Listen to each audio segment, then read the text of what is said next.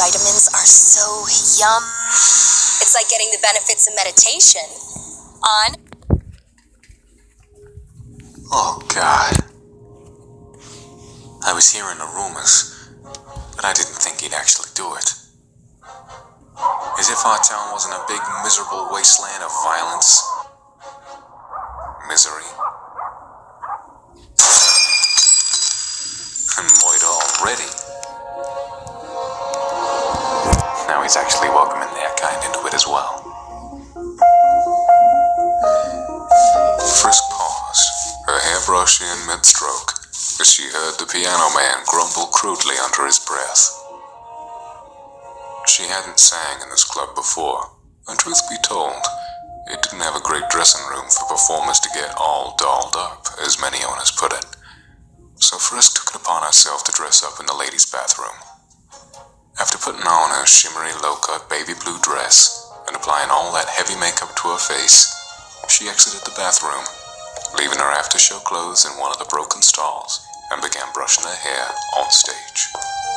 It didn't take much to style it, which was one of the main reasons why Frisk had cut it short into a bob hairstyle. One less stupid thing she had to worry about before she got on stage. Just brush it till it looks neat, put a flower in it, and the crowd still think you look like $1,000,000. Not that Frisk cared too much about what her fans thought of her. All she wanted to do was sing, get paid, and go home before she saw another fight break out between the members of her audience.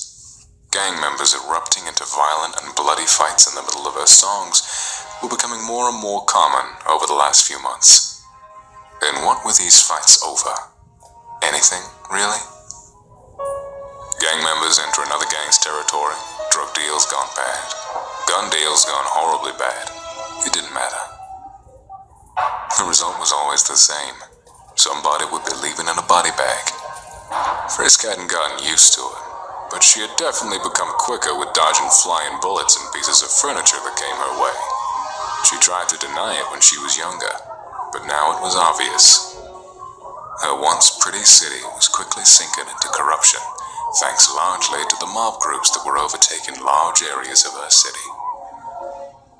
The dons and high-class mobsters ran everything from the small mom-and-pop stores to the police force. Even the city's officials were nothing more than corrupt individuals in nice suits with clean smiles.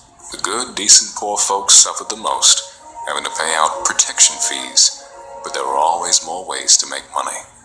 Everybody had a price. Everybody could endure or change themselves for money. Frisk knew. To her despair, she watched a number of her longtime friends get lost in the world of easy money and quick deaths.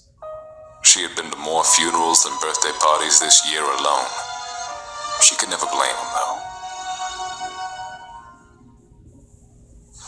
The world was going through a depression after all, and Frisk herself was not exactly a wealthy professional singer. Right now, her gigs were at seedy clubs, with even seedier owners, whose businesses reeked of cigar smoke and strong booze, and no matter how many times Frisk showered, the smell seemed to linger. And her nightly audiences were the lowest class of criminals. Not that Frisk judged them on poverty levels. In fact, most of the best people she knew were struggling to get by. But when it all came down to the wire, a rich mobster was just as bad as his poor lackey. Both types murder for money and power, and both types will harm the innocent to get what they want. Frisk really needed to get out. She just hadn't saved enough money yet. She may have been a popular singer in these types of bars, but the pay wasn't great. She made just enough to pay for her crappy apartment, her bills, and the protection fee her local police force demanded of its residents. Look at the last table in the back. You'll see what I'm talking about, Toots. Seeing Don D was a shock in itself. Even a small fish like Frisk knew who he was just by looking at him. A top dog, a big shot, a huge fish. And the fact that he was sitting in this piece of shit of a bar was astounding in itself. The man was known for class and expensive taste. The suit he was wearing outshined all the cheap ones that almost all the other club patrons were wearing. But the Don being here wasn't the most shocking part. The most shocking part was his companion. The gentleman sitting beside the Don was not from the city, to say the least, and if he had entered the club by himself, he would have been killed. instantly. But sitting with the Don made him untouchable. In fact, most patrons were going out of their way not to stare at him. Say, is he? Yep, the Don himself is inviting monsters in the operation now. Can you believe that, Toots? Disgusting monsters. He's making a mistake is what he's doing.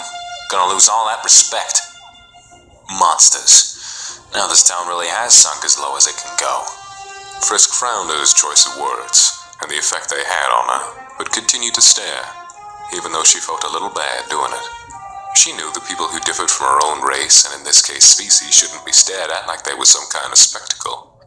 But Frisk really couldn't help herself. Sure, she heard all about the monsters that lived in the neighboring cities miles away from her own. And sure, she knew they looked different from humans and their customs and politics were worlds apart from human. But to actually see one was, well, it was something that deserved a second glance. He was a massive monster. He was taller than any human Frisk had ever seen, and he was wide, too. Not fat, but there was no denying how incredibly powerful he looked. He made the Don's bodyguards look like little boys, and his suit was even more impressive than the Don's, if that were possible.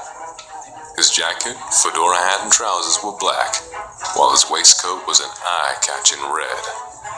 Frisk wasn't too fond of that color, but she had to admit the monster had style. A fat cigar was in his teeth, and the smoke coming from it was strange. It wasn't gray smoke. It was red smoke, and curled in unusual designs before it disappeared. But his size and clothing were nothing compared to what he actually looked like.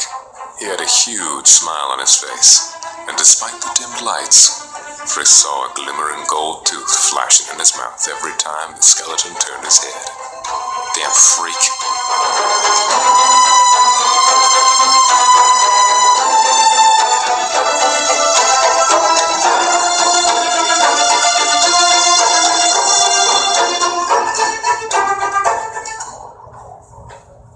That look. Frisk didn't understand why his friendly little gestures sent a cold chill down her spine, but she quickly dismissed it. It doesn't matter. I'm not going to talk to him if I can help it. So, that's that.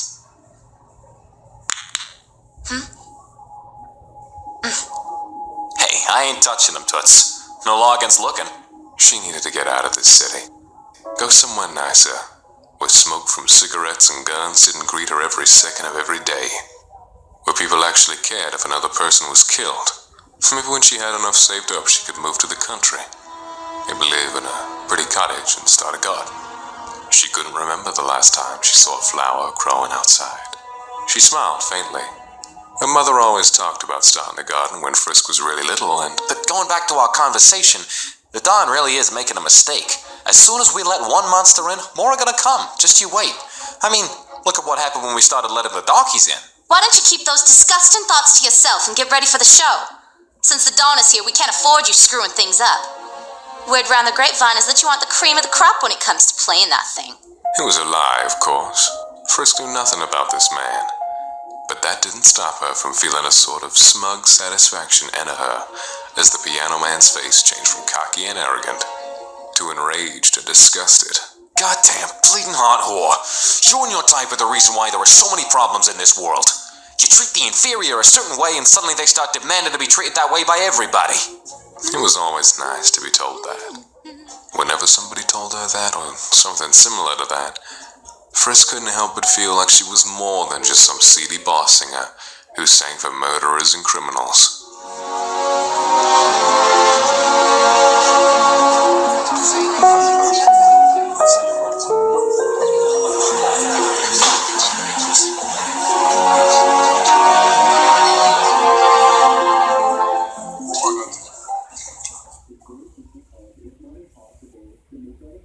Showtime.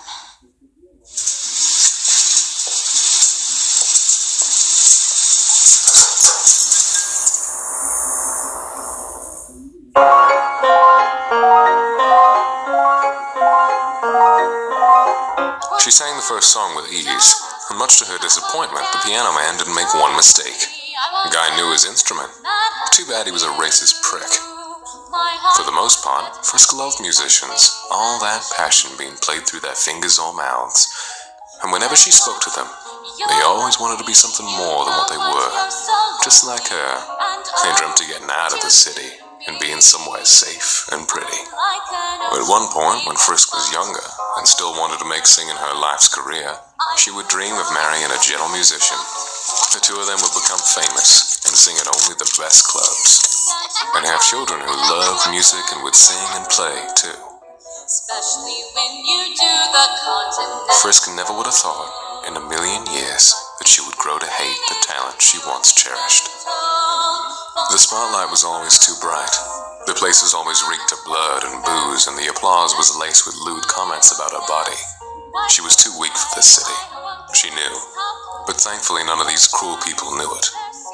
Her dad told her that if you show any weakness to people like mobsters and criminals, they would eat you alive. And she had no doubt that he had been correct. If I hold you in my arms, I won't die.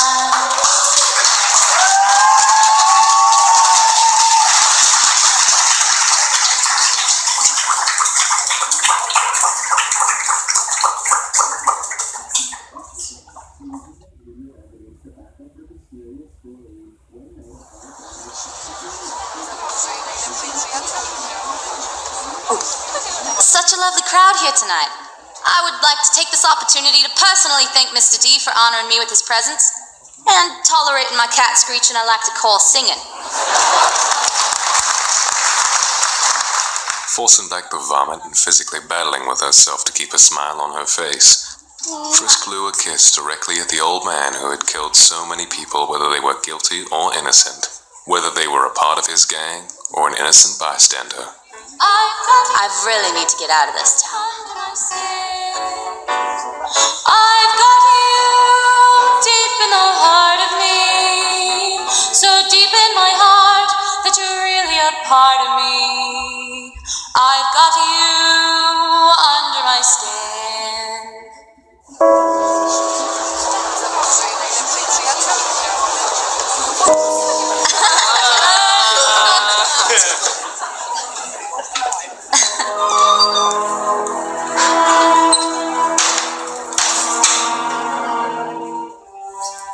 Still some good guys out there. Too much makeup. Don't get it wrong, she didn't mind some makeup every once in a while, but the rouge on her cheeks was too bright, her blue eyeshadow was too heavy, and her red lipstick was too much. But that's what the club owners always wanted. That's what the men in our audience wanted.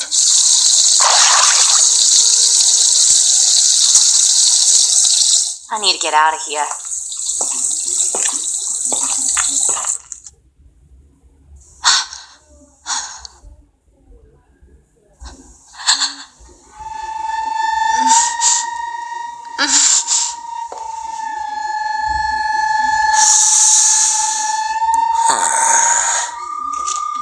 No, please. There was only one reason why a straight man would enter the woman's bathroom, and Frisk learned what it was when she first started singing. The man who had attacked was big too. He had grabbed her and shoved her up against the stall's doors, and would have done so much more if it hadn't been for a lady who needed to use the restroom at that moment. Security was called and the man was removed, as in beaten and almost killed, removed. Frisk opened her mouth to scream for help, but the music from the jazz band blasted through the door, letting Frisk know that her chance for calling for help and actually having someone hear her was gone. She didn't know what she was going to say to try and talk him out of the thing he was going to do to her. And through her mind-numbing fear, she actually took a second to wonder how a skeleton could do something like that. But she wasn't curious enough to find out. Look, mister, I don't want any trouble. I was wrong. He isn't gonna rape me. He's gonna kill me.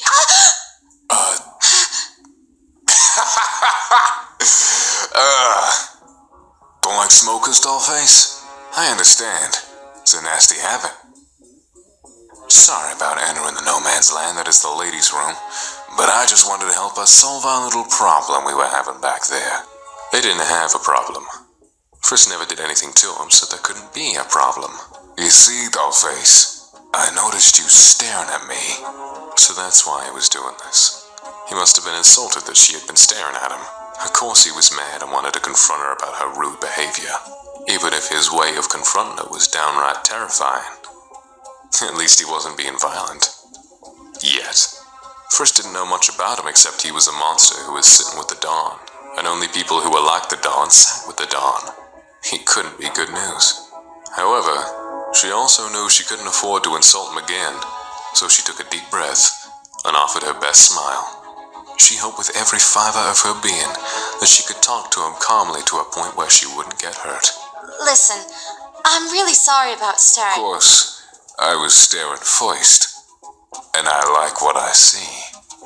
The fear of being raped resurfaced in Frisk's mind. She looked past him towards the door. He looked big and slow. Maybe she could just run past him.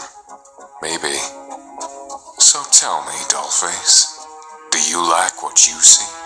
The question was not something Frisk had been expecting, and instantly her mind gave her every reason why she didn't like what she saw. He was clearly some kind of big-shot criminal who had no problem hanging out with murderers. He flaunted his wealth. He smelled like gun smoke and blood, so when Frisk opened her mouth, only one word left her lips, and she didn't even mean to say it. She really didn't mean to. She wasn't stupid, but it slipped out.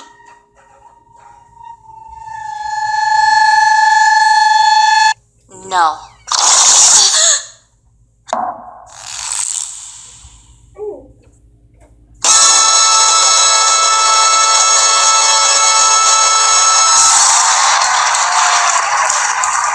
Frisk heard the band's first song end through the bathroom door, and the applause that followed was deafening compared to the audience's reaction when she sang for him. She really couldn't say she was jealous, though. She heard the men in the band were breathtakingly talented, and their handsome looks didn't hurt either with the female fans. Plus, when it all came down to it, Frisk knew they deserved more love than she did when it came to applause. They clearly still had the passion for that musical gift. Frisk despised her ability to sing, so it was only right that the people who loved what they did should reap the rewards. As the audience quieted down, waiting impatiently for the jazz band's next song to begin, it would have been at this very moment that Frisk could have screamed for help, and the chances of somebody hearing her would have been good. However, the wind and screams were knocked out of her as the huge skeleton slammed her against the wall. Beyond the skeleton monster's strong and merciless grip pinning her to the wall, Frisk felt something else on her body as well. Something heavy and unpleasant, and it centered itself on her chest. Like some kind of an invisible weight. For a moment, Frisk thought he had terrified her so badly that she was having a heart attack. But just as quickly as that thought entered her mind, she dismissed it. Yes, her heart was beating a mile a second, and yes, the fear was clouding her thoughts. But aren't heart attacks supposed to be painful? Whatever was happening to her chest was uncomfortable, but it wasn't painful. It was unusual, but didn't feel life-threatening. The skeleton, on the other hand, felt quite life-threatening.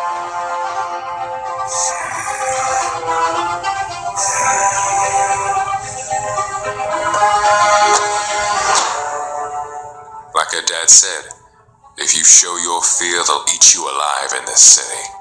Of course, this monster probably knew she was terrified.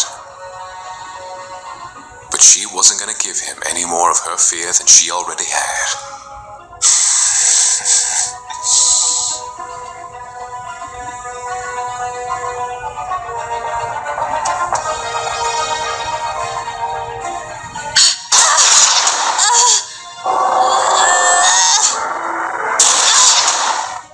You don't like what you see? Well, ain't you an insulting, rude little thing? The amusement that was in his voice seconds ago disappeared. At first, Frisk really couldn't believe he'd actually said that. Was he really insulted that she wasn't all-out thrilled to be approached in a woman's bathroom by a male she never met? Did he seriously just call her rude? Was he kidding? One look at his face and that crazy red smoke now pouring out as thick as fog from his socket was enough to reassure her that he was most definitely serious. And when she realized that he truly was insulted, her fear disappeared, despite the part of her mind that was begging her to apologize to this massive and clearly powerful individual. Come on, Frisky. It's okay. Just tell him what he wants to hear. That part of her urged, and if this gentleman hadn't used the word insulting to describe her, Frisk might have actually done it. She would have hated herself for it, to be sure. But there's a time to be mouthy and there's a time to be smart. And now was certainly one of those times to be smart. But he did use the word insulting. Oh, this creep is insulted, is he? The other part of her mind growled, and Frisk actually had to fight with herself to keep in the ironic laugh that was threatening to come out of her. Rich clothes, golden jewelry, sitting and shooting the breeze with big-time criminals, and then has the nerve to come into a women's bathroom and assault her. Oh, but she was the rude one. And he was the one who was insulted. I better know why he's insulted. He's probably just like the rich mobsters around here. He thinks because he's rich and powerful, he can do what he wants and gets anything with the snap of his fingers. I bet he's never had a woman reject him before. Bet his wealth and influence has women falling all over themselves to be with him. Frisk knew a lot of beautiful and gorgeous women who used their looks and charms to attract high-class criminals. It was one way to survive in this world. And while Frisk didn't judge, she swore she would never become one of those women that tolerated a murderer for the good life. And this bastard was going to get a reality check if he thought a few words and showing off his gold and expensive suit was going to have her rushing into his arms. Forget being smart.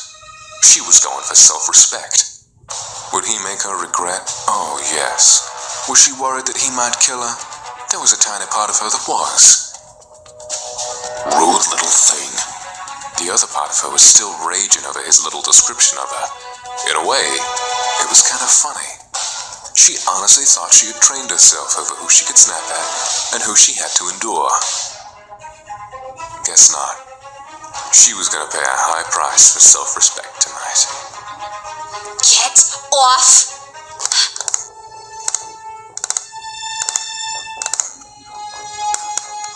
You know, kiddo, when I first saw us staring at each other, I honestly thought we had some kind of unspoken attraction. I know that was the case with me.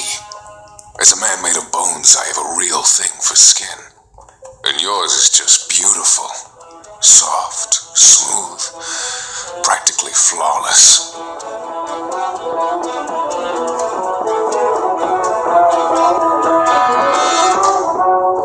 Such an inappropriate song to be raped and killed to. She knew why her courage vanished as suddenly as it came. She had expected him to beat her violently, expected him to call her every horrible name in the book, throw her around a bit before he tore off her clothes, do what he was going to do, and leave her body for some poor, unexpecting woman to find. And Frisk would have accepted that fate. She wouldn't have been okay with it, but she would have accepted it, because she would have fought him every step of the way. She wouldn't have just let him do it to her without a fight. But he wasn't doing any of that. And now she truly was scared, because she had no idea what he was gonna do. His rough voice was soft. He was complimenting her, and he hadn't raised a finger to attack her. And your hair, it's so shiny and soft, looking like silk. His hard hand gently rested in her hair for a second. Frisk gulped, but the skeleton didn't seem to notice. Yup, just like I thought. Feels like silk, too. In fact, he seemed to be basking in how soft her hair was. Frisk, on the other hand, was having the opposite sensation. Guess that's why I was looking at you. Can't help admiring pretty things. His touch was sending disgusting vibes throughout her body. She wanted him off of her. She could literally smell the cigar smoke and blood coming off him, and the closer he got, the itchier her nose got. It reminded her of the small particles that would get into her nose whenever she dusted her home for the week. So that's my reason for looking. So tell me, dollface. Why were you staring at me if you weren't interested in me?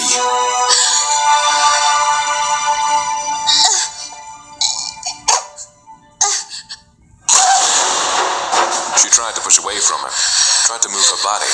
You don't have to say. I already know. But that strange invisible weight kept her arms from swinging and her legs from running. If she weren't so terrified, she would have wondered what exactly was going on with her body. You don't have to say. I already know. But now wasn't the time. You humans ain't exactly an accepting species. Barely can't tolerate each other as it is. Of course you wouldn't find somebody like me appealing to the eye. I'm nothing more than a freak to you, ain't I? A sideshow attraction for your lovely eyes to sneer at.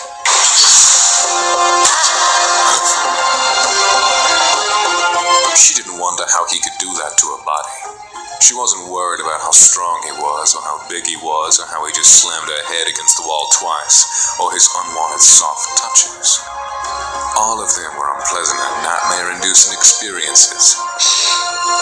But they were nothing compared to that accusation. Bet he never had anybody confront him either. Don't you ever accuse me of being racist again. You can call me a lot of things and I'll accept them with a smile on my face. But don't ever call me racist, you bastard. That damn determined part of her took great pride in knowing she truly did not base a person's character on their looks. Like so many other people in her city did, was demanding that she defend herself.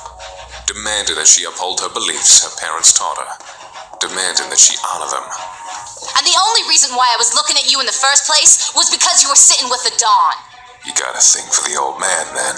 I don't have a thing for criminals, or mobsters, or criminal mobster monsters who think they can stroll into a lady's bathroom just because they see something they like.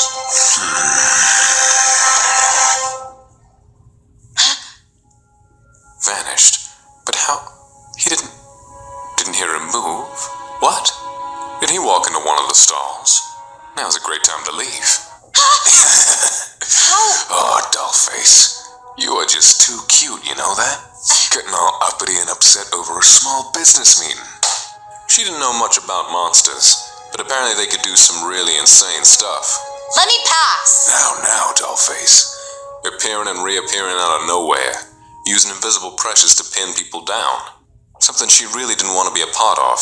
We started up on the wrong foot, especially when these odd abilities were being used against her. Let's try again. How's it going, little lady? The name's Sans. Sans the skeleton. Despite the carefree, lazy, and harmless persona Sans was trying to portray to his little lady, the doll didn't make an attempt to take his hand. In fact, she not only backed away from him cautiously, but her pretty little face twisted into a look that Sans could only describe as disgust, displeasure, fear, and resentment. So cute. He tried not to laugh again when he saw her peek around him towards the door, making it painfully obvious she wanted to leave without talking to him for another second. But unfortunately for his little lady, Sans was running this show, and she was gonna leave when he had said everything he was gonna say. He kept his hand out just in case she did take it, but otherwise he couldn't help himself. His eyes wandered up and down her sweet, delicate little body, and once again he felt his soul thump hungrily against his ribcage.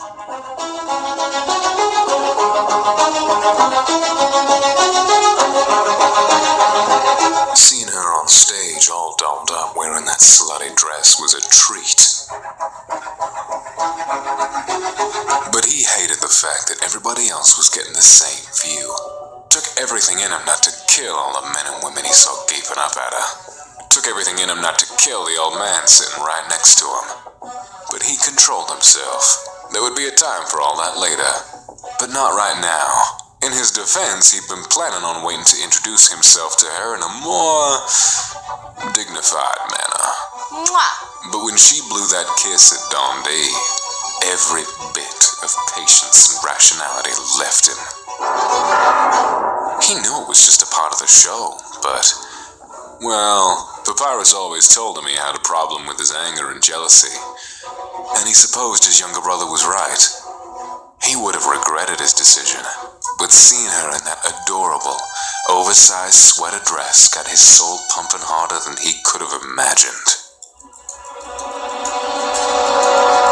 Here she was, the real deal, without all that cheap makeup and revealing dress. And he was the only one who got to see it.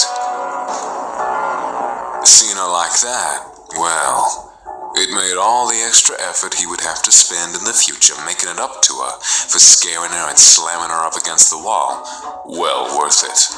Not that he really felt too badly about doing that. After all, He gave her a compliment, she responded by insulting him. The little lady needed to be knocked down a few pegs for being disrespectful, but he'd make it up to her all the same.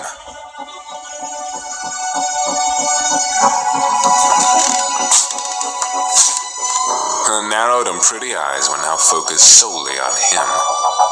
He loved it. He loved how those hot, angry, and fearful eyes were on him, and only on him. He loved it almost as much as when he felt her soul fight against his magic. Feeling her soul fight him was amazing, incredible. He was almost tempted to do it again. Maybe later, if she acted up again. You gotta learn to be nice, little lady. It makes life a lot easier, but it's late and you're probably tired. So I'll excuse this forced unpleasant encounter like it never happened. God, she was so cute. But he had to give her credit.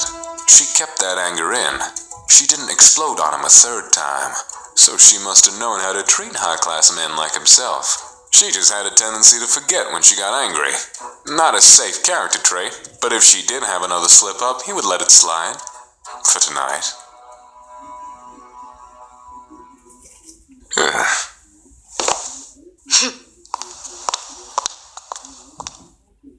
We'll have plenty of time to get to know each other later, Frisk.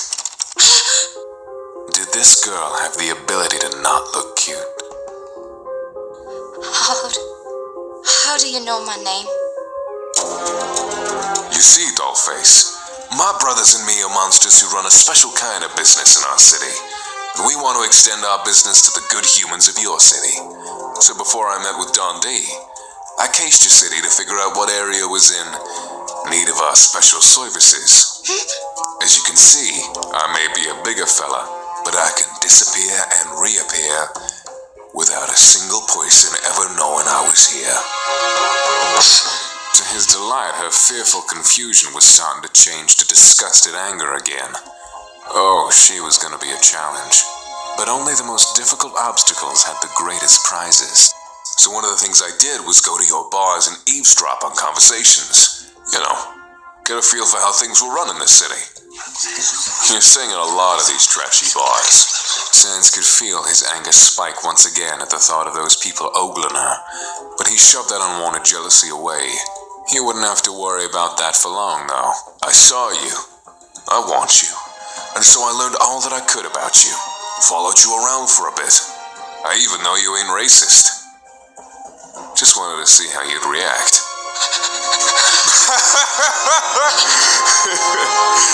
And that's how I learned your name. You really should feel honored, Dollface. I'm usually a lazy gent, but you sparked something in me. I'm just pulling your leg, pretty lady. Before you got on stage, they announced your name to the audience, remember?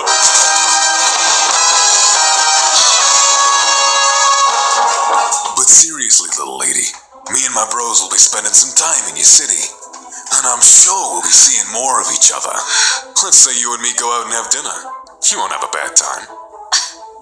Mark my words, creep. You and me are never gonna spend time together. Don't worry, Dollface. I'm marking them all right.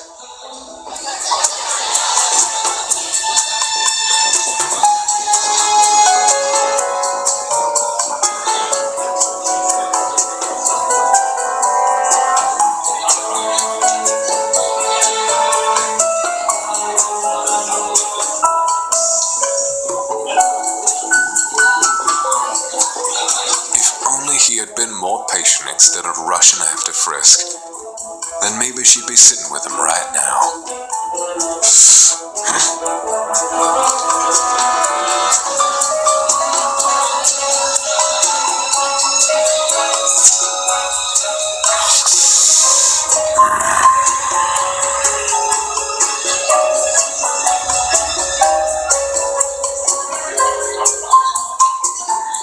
Took longer than I thought. Right from the moment he first met this old bastard, Sans utterly despised him. Sans pretended to be respectful to him, mostly because he had to in order for Wingding's plan to work. But this old fuck didn't return the favor. Didn't bother to hide the clear disgust he had for Sans. and didn't hide his distaste and hatred for monsters in general.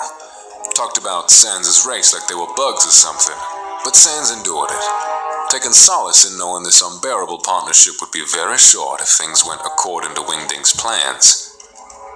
Everything always went accordingly when it was Wingdings who was doing the thinking, and Sans couldn't wait to show Dundee just how fragile the human body was. Sorry about that, Dundee.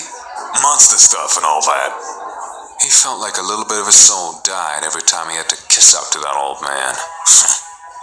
Well, that was our final song. Thank you, everyone. Monster, I don't exactly know why you'd call a meeting in this place.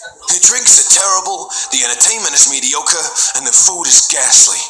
Sans stiffened at the Don's unintentional insult to Frisk, but he let that slide for now. Right now, he was supposed to be the happy monster, who was grateful to be doing business with the most powerful human the city had. Yeah, well, My boss wanted something low-key, and the nicer places would have drawn unwanted attention to your enemies. at this point, all my enemies can't touch me, monster. But I do appreciate the privacy this place does provide me. Not only do I not have to have you in my home, but none of my business associates will see me with a monster. I'm gonna kill you so bad, human. I'll make it last, too. See? Everybody wins, Dundee. But let's get down to business.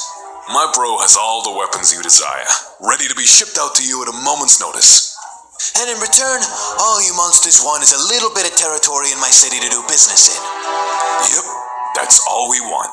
Complete control over a small area without the interference of you and your men. I better not be backing out. I have a reputation to uphold, and I might be a laughingstock if my associates found out I was doing business with a monster. You won't be a laughingstock when your gang is holding our weapons. Sans smirked when he saw the old man's eyes glitter with greed. Some humans were just too easy. Sans continued. With our special brand weapons, you can still maintain control over your own city against future enemies. And you can even extend your power in other cities as well. Sans' smirk widened as he saw the Don's doubts leave his face. Like he said, too easy. I suppose the little territory in this city won't be the end of me. Just so long as you agree to notify me when your business deals are not with my people. Understand? I still run this city, monster. And you will ask me for permission like all other gangs do when your deals extend outside my circle. Is that clear? Good. Now, as for your territory, just give me a few days to figure out which one will be a good match for your business. Sans quickly held up his hand, cutting off the Don and trying to keep a cool look on his face, even though his soul was thumping a mile a minute, the excitement growing in him. This was the moment he was waiting for. My bros and I would really like the area around City Park. That area? But that's such a poor part of the city. There are only a few family-owned businesses there and a handful of apartments. My men only collect a protection fee from those people. That area is barely profitable, monster. It isn't a good place to set up your shop. With all due respect, Dante, I disagree. There's other things I can collect from there.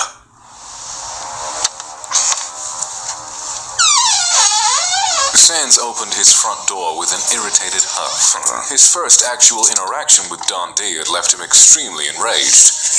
Enraged and annoyed, slightly homicidal, and deeply craving his beloved mustard.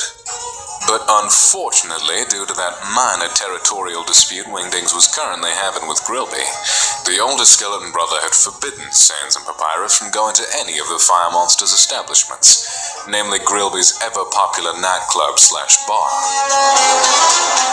For Papyrus, that was no big deal. The younger skeleton often referred to Grilby's nightclub as that greasehole with no class. But for Sans, the store-bought mustard that was waiting for him in the fridge was nothing special compared to the mustard at Grilby's. And what made it worse was that the Fire Monster's bar was only a few buildings down from the Skeleton Monster's home.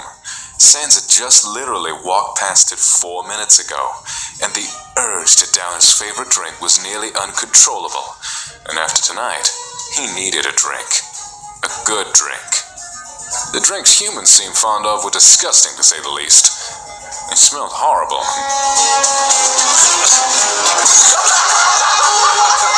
Not only did it taste like shit, but it left the skeleton dry heaving and coughing up the nasty brew. Dundee and his men had laughed at him.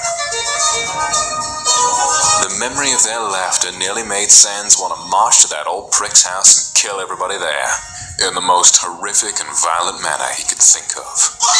Make it so bloody and nightmare-inducing that no human would ever dare laugh at him again. Brother! You are an hour late. What happened with the meeting with the human? Sands looked up at Papyrus. Despite the fact Sands was older by a few years, Papyrus towered over him. Hell, the youngest Gaster seemed to tower over a lot of other monsters in the city of Fel. And with his sharp teeth, claw-like hands, proud cracks on the right side of his skull, a vicious stare, and infamous temper. Along with the well-known fact, if pushed the wrong way, Papyrus could erupt into a full-blown violent confrontation. It was no wonder to Sands why many of the smaller gangs in the city would cross the street if Papyrus was walking towards them. Granted, Sands was also pretty well known for his own temper, but he could control it with a bit more ease than Papyrus could, which was the main reason why Wingdings chose him over Papyrus on conducting business with the humans. Not only do I not have to have you in my home, If Papyrus had been the one meeting with Don D tonight and heard everything D had to say about monsters, Papyrus would have killed every single person in that club without closing an eye socket, including Sans' little lady. Needless to say, Sans was grateful to Wingdings for that decision. Despite his foul mood, Sans looked up at his brother and couldn't help but give Papyrus an amused smile. Normally, Papyrus spent hours fixing his suits to perfection before leaving the house, but right now his favorite red tie hung loosely around his neck, and his black dress shirt was halfway unbuttoned and wrinkled. So, boss? Papyrus winced at the nickname, so naturally Sans always called him that. To Papyrus, Boss was a nickname every low-level monster in Fel City seemed to be given by their even lower-level criminal workers. And Papyrus was not just any mobster. He made it a point to show other monsters that, if he felt the need to. These days, most monsters knew better, but those first few years when the Gaster brothers were still making a name for themselves, well, one could say things got dusty. But Sans had to admit, those were some fun first few years, too. You know what's up, brother. You're an hour late. What happened at the meeting? Brother! Sans!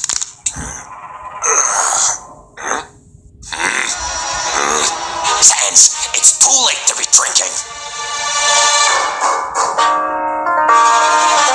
Oh, how the times have changed. Sans started to say something, but thought better of it. Sans learned very early in life that arguments with his brother never stayed verbal. They would become physical, and Wingdings would always have to break it up. And while physically fighting with Papyrus wasn't a big deal, as Sans could hold up his end fairly easily, the fact that it was late and Wingdings was most likely sleeping was a big deal. Sans and Papyrus both learned at a very early age that they should never wake up Wingdings when he was sleeping. And while Wingdings was used to Papyrus' loud personality, a fight among his two younger brothers would most definitely wake him up. Fine.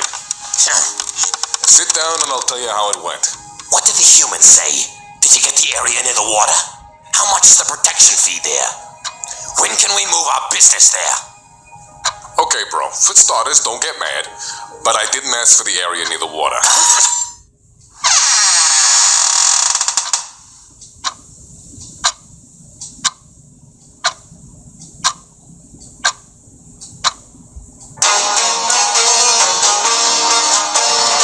Sans, I wanted that area. It's the perfect place to introduce those pathetic humans to monster culture. All those restaurants are just begging for my expertise. Yeah, Sans had to admit, it was a decent area, with some very impressive businesses, and more importantly, it was crawling with humans that could be easily influenced. And with humans like that, Wingding's plan would be put into motion much faster.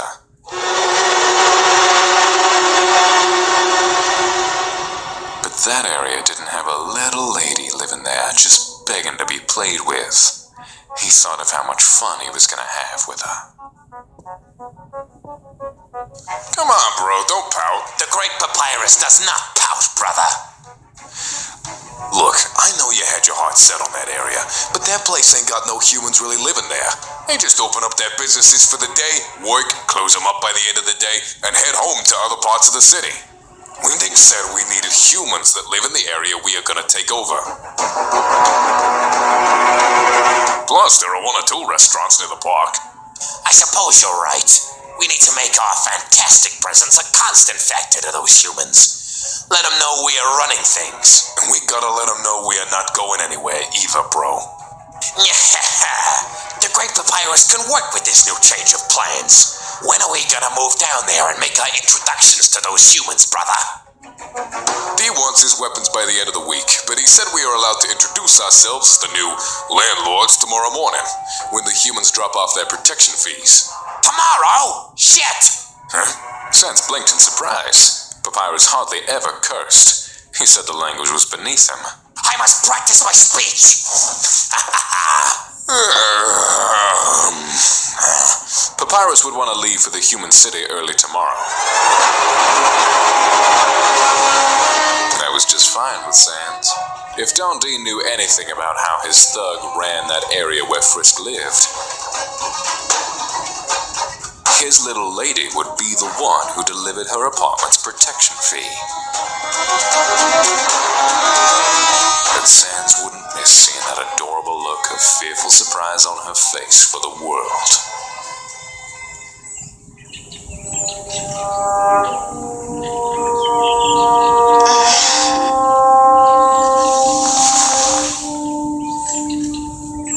Frisk woke up with a painful migraine.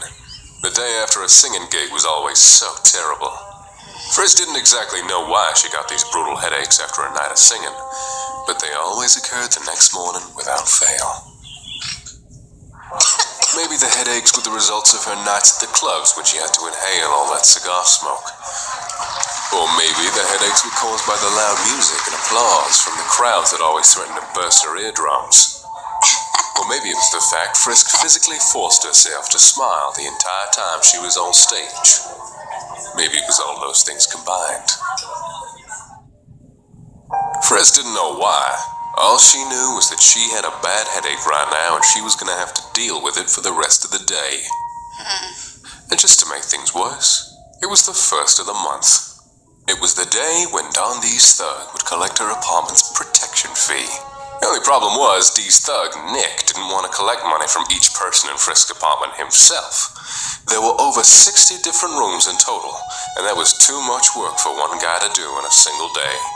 So, on the second month after Dee's gang took over the area, Nick ordered the people of the apartment complex to choose one person to collect and deliver the money to him. Of course, it wasn't just her apartment that had that arrangement. The businesses like the small grocery store, the 2 little eateries, and the local church were also required to pay. And just like her apartment complex, Nick ordered all the owners and the high officials in the church to put somebody in charge of collecting the money and delivering it to him. After meeting that monster who called himself Sans last night, Frisk couldn't bring herself to undress and take a shower. She had tried to.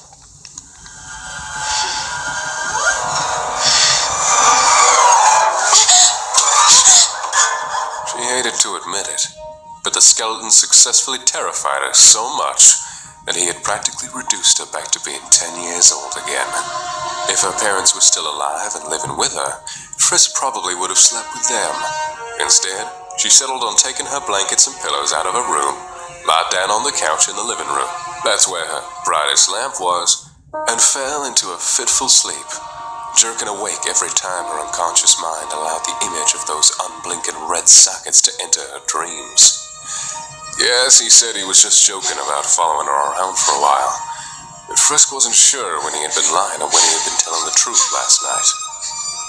And Frisk had been around plenty of unpleasant and scary people to learn the telltale signs of when somebody was being deceitful.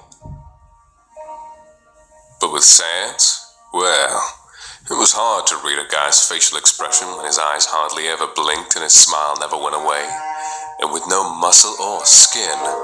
As a man made of bones, I have a real thing for skin. And yours is just beautiful. It doesn't matter anyway. Even if he was telling the truth about spending some time here in the city, what are the odds he's going to be anywhere near me? She took a quick shower, put on a yellow sweater dress, and pulled her hair into a small bun, giving herself a quick look at the mirror before going to every tenant in the complex to take their hard-earned money away from them, just so she could put it in the hands of an old man who didn't even need the money. Frisk knew that the money Dundee received from her apartment complex and what he received from those little businesses were more or less pocket change to him.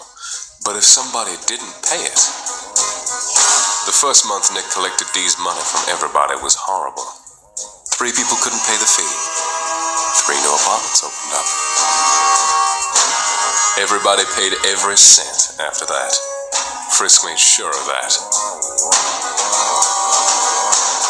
With a sigh and a heavy, deep-seated hatred for Nick, Dundee, Sans, and herself, she started collecting from her lovely and poor neighbors. Frisk was at least glad they understood she hated doing this. Everybody else in the apartment complex had been too scared to go to Nick's place of business after he killed those 3 people. It was no wonder why everybody quickly agreed that Frisk could do the task after she had eagerly volunteered herself. Everybody had the money except for a young woman with 3 little children. Pretty and chubby Miss Tien looked panicked and was on the verge of becoming hysterical as she explained to Frisk that one of her kids got sick and she had to spend the money taking him to the hospital. Frisk had nodded, believing her, and made a mental note to herself that somebody couldn't pay. She went to the next floor. Everybody paid except 2 people. The first man was a fat construction worker who only got work every so often. Nicest guy in the world. Frisk chewed her lip when he'd broken down into tears and begged Frisk to talk to Nick about letting him have a couple more days to pay. Frisk nodded her head, but didn't have the heart to tell him that he'd probably be dead by the end of the day if she did tell Nick that. The next person on that floor who couldn't pay was a disabled woman. Frisk made the same promise to her about talking to Nick. Okay, 3 people aren't paying. And on it went for nearly 2 hours of Frisk knocking on doors. People either gave her money and she'd carelessly stuff it in the envelope, or they'd give her excuses. And when her task was done, she tallied up everybody. 7 people couldn't pay, and only 2 could afford to give her half of what the fee was. She was already an hour late, and Nick tended to get angry when people were late. He saw it as a sign of disrespect. That's the reason why the owner of the grocery store had only one hand now. You're more than 2 hours late, you're probably gonna lose something that's attached to your body. Frisk really hated these people. She really needed to leave this town. But she was at the hour mark and she needed to hurry. I'll clean it up when I get back. She wasn't going to do anything when she got back except head to the library. The silence always helped soothe her headaches.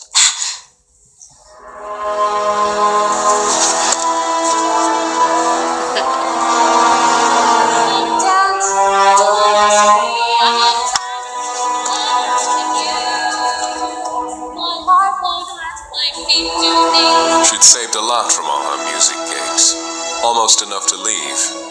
And she wanted to leave the city so badly. She had promised her parents she would leave, but things kept happening. She loved the people in her apartment complex too. All of them good, hard-working people who refused to give in to a life of crime. Honest and hard-working people are so hard to find in this world.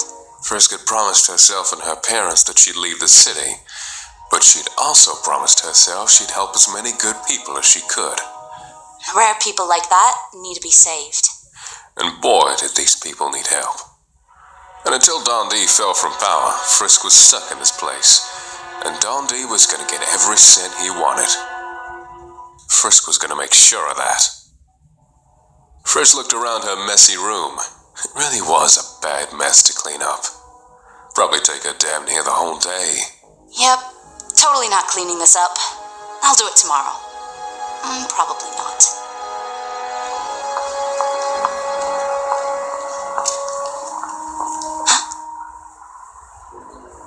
Don't get it wrong, Frisk knew he was praying for her safe return. But any reminder that she could very well die during one of these deadly money transfers was really not comforting to her.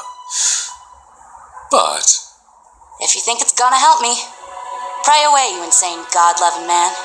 and all the people who couldn't pay were at their windows as well, staring down at her like they were waiting on death row. And Frisk knew they weren't wrong. But death wasn't going to be visiting them today. You're all gonna be safe today. None of them waved back, and Frisk knew they wouldn't leave their windows until she came back from her meeting with good or bad news regarding how much life they had left. And the sad thing about it was, none of them could afford to run. Where would they go? And with what money? They could hide, but people who hid were always found. She was almost late, as in she was almost late enough to lose a finger. Frisk ignored her, but she couldn't help but notice the terror that was on the lady's face. She was the one who collected money from the 3 businesses in the church and delivered it to Nick. So whatever spooked her must have happened when she was in her meeting with the prick. Frisk would talk to her about it, but right now her biggest concern was making it to the park where Nick's place of business was located at. She was losing time, and while the park was small, Nick's meeting place was a bit away from the main entrance. She now full-on ran to the park storage shed, praying she made it before she hit the 2-hour mark.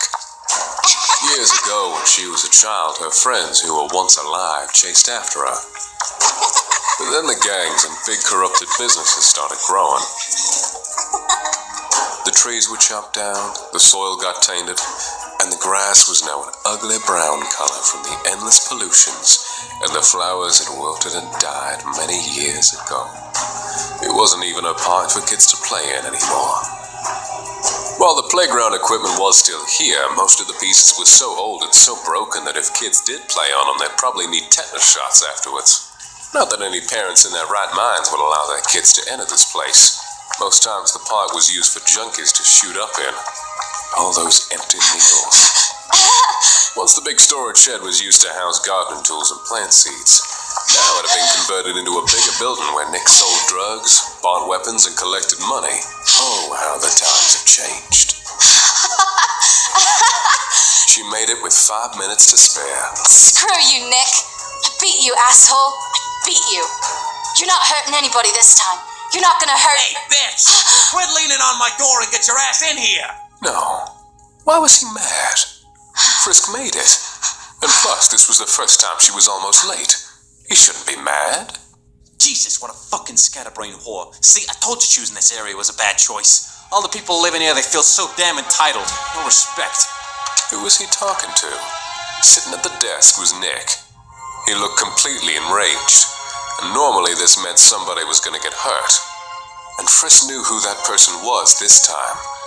But her fear wasn't for him.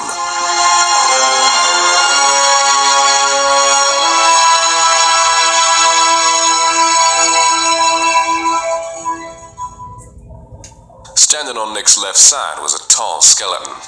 If Frisk had a twin and stood on their shoulders, she still wouldn't be able to reach his height. He must have been over 11 feet tall.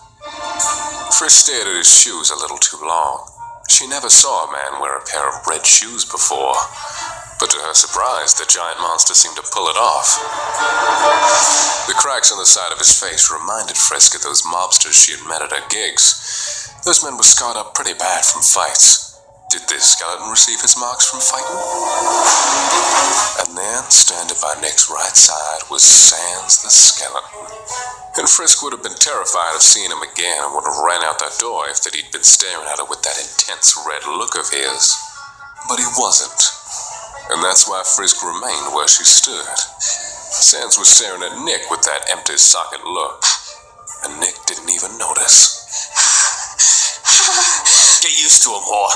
They're your new landlords, and you've been keeping us waiting for nearly 2 hours. Now get your ass over here. As Don D has given my family control of this area, as of today, I will not allow that type of language to be used in my presence. Frisk froze in her tracks as the taller skeleton spoke.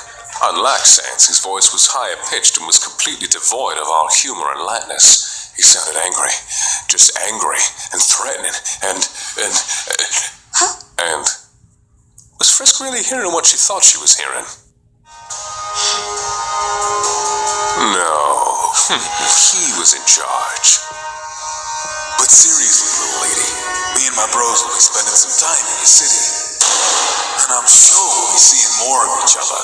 No, why would Don D? Sans, the monster who attacked her last night, was going to be in charge of her area? I apologize, Papyrus. Frisk knew Nick was a big racist, but if Don D gave these two control over an area, they were now bosses. And bosses were always treated with respect. And that was the only thing Frisk saw as amusing through her terrified mind. Seeing Nick ate shit. But with some of these people, that's the only way you can talk to them. You'll learn soon enough how bad these people are.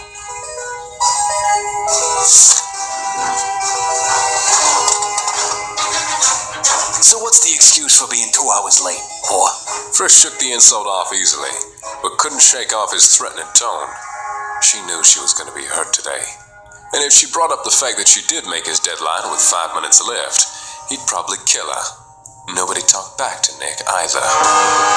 Frisk and the others learned that lesson on that first terrible month, along with never be late and always pay every cent you owe Don D.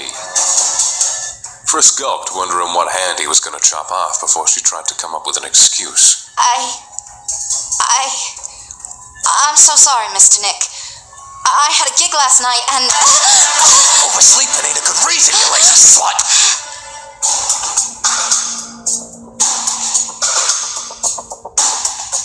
Let her go. Our area, our people, we are the only ones who get to show these people the error of their ways as of now. Yeah, that's right, human. And if I may grant you some wisdom, you shouldn't be so violent. The little human woman didn't deserve that. A flutter of hope bloomed in Frisk's chest. Maybe Sans was a brute, but perhaps this Papyrus guy might be a lot kinder. Might be a lot more merciful and gentle to the people in her area. The girl could hope, couldn't she? She apologized and recognized her mistake that she shouldn't keep her superiors waiting. Therefore, if she must be punished, it shouldn't have been so painful. Perhaps a small smack would have been enough to help her remember for next time. Brutes. And just like that, the hope in her chest died as quickly as it came. Well, buddy, I think we don't need you anymore. I'll be on my way then. Frisk couldn't help but feel a small amount of glee for the man who killed 3 poor people and hacked a man's hand off. Bro, Keep it here until I get back. here, bucko. I'll give you a lift. So that's how he got in front of me last night when I was trying to leave. Tell me about the restaurants in this area, tiny human.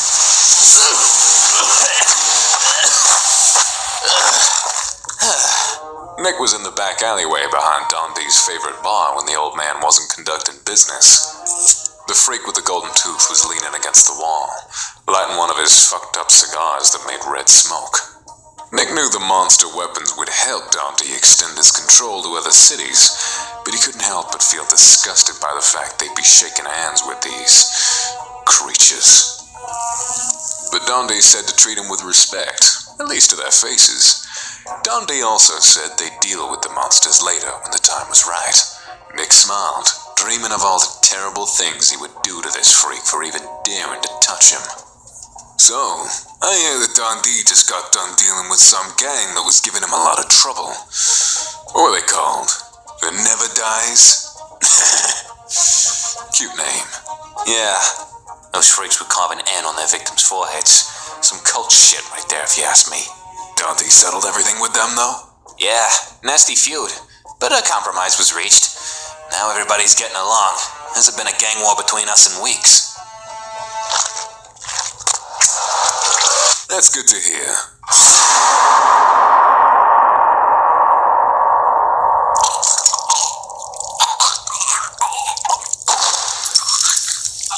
That's what you get for messing with another man's woman, you prick. Sans took great pains to ensure that no blood got on his suit. He didn't want to upset his little lady when he got back.